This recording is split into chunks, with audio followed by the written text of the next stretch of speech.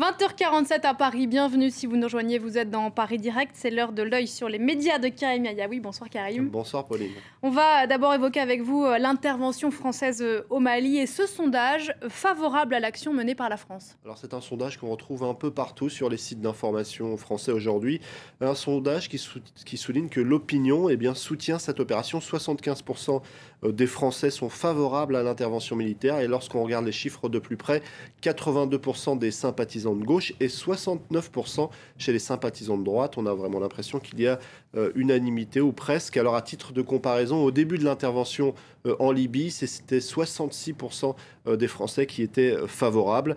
Alors du côté de Slate.fr, on évoque aussi la ferveur et l'optimisme qui règne encore et qui continue de régner dans certaines régions du Mali, au point que certains bébés dans le nord du pays sont prénommés Hollande suite à cette opération française. Alors il faut tout de même tempérer cette euphorie et justement sur le site Slate.fr, on trouve un article avec une tonalité bien différente, un article intitulé « L'aventure ambiguë de la France au Mali ».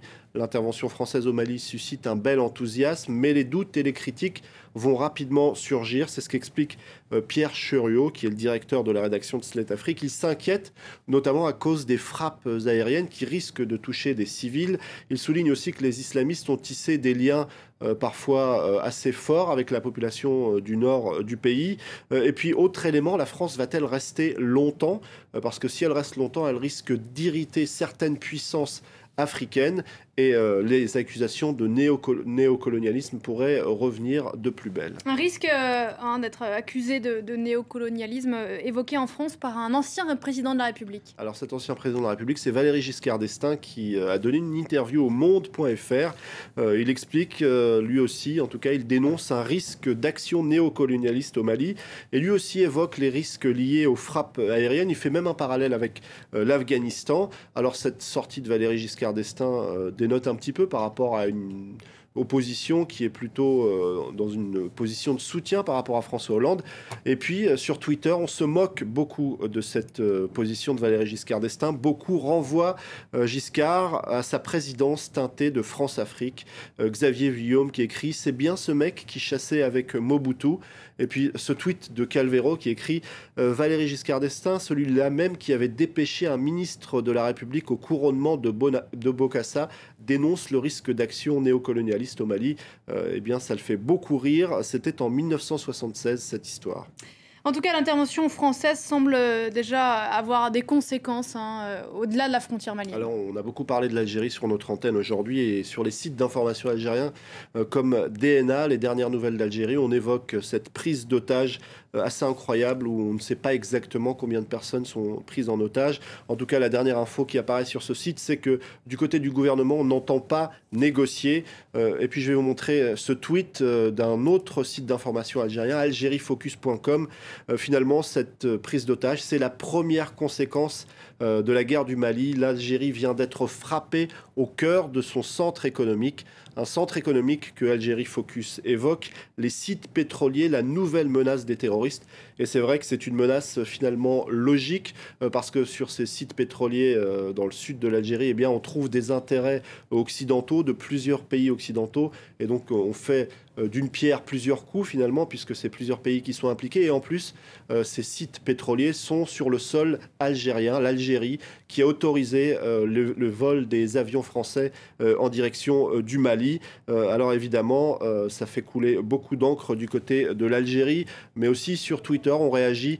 Sabri qui évoque ce qui a été longtemps la position de l'Algérie. C'est raté pour l'Algérie qui voulait éviter plus que tout d'être impliqué. Et puis le site Afrique.com qui n'y va pas de main morte, qui explique que l'Algérie a été tout simplement trahie par la France. Ce n'est pas forcément le point de vue de tous. Je vous montre ce tweet de Tahar qui écrit « Finalement, en réalité, l'Algérie paye ses tergiversations envers les terroristes intégristes ». On revient en France avec la petite polémique du jour plus légère. Quoique, entre le maire de Paris et des opposants au mariage gay, ça parle de gros sous. Ça parle de gros sous, ça parle de 100 000 euros. C'est ce que réclame Bertrand Delanoë aux manifestants qui ont marché le week-end dernier contre le mariage pour tous. 100 000 euros, c'est la somme qu'il faudrait pour remettre en état les pelouses du Champ de Mars, selon le maire de Paris. Alors, du côté des opposants au mariage gay, eh bien, on n'a pas franchement apprécié. On explique, notamment sur le site du Nouvel Observateur, que de toute façon, on n'a pas les moyens de payer. On veut bien replanter, mais on ne payera pas. Et puis, je vais vous montrer 2 tweets rapidement. Celui de Malakoff 2014 qui explique qu'il neige à Paris. Alors, Delanoë réclame 100 000 euros à Dieu pour avoir gelé la pelouse. Et puis Bertrand qui dit qui dit Bertrand, je sais que tu me suis, laisse-moi te dire que c'est vraiment tout petit comme réaction. Alors certains évoquent une manœuvre politique, mais Bertrand Delanoë s'en défend. Il explique que lorsque Johnny en 2009 avait donné un concert, eh bien il avait dû en tout cas, la production avait dû s'occuper de rembourser les dégâts causés par les spectateurs. Pardon. Et qui va passer la tondeuse? La question est ouverte. Merci beaucoup, Karim. C'était un œil sur les médias et vous restez avec nous. L'info continue tout de suite, c'est sur le net.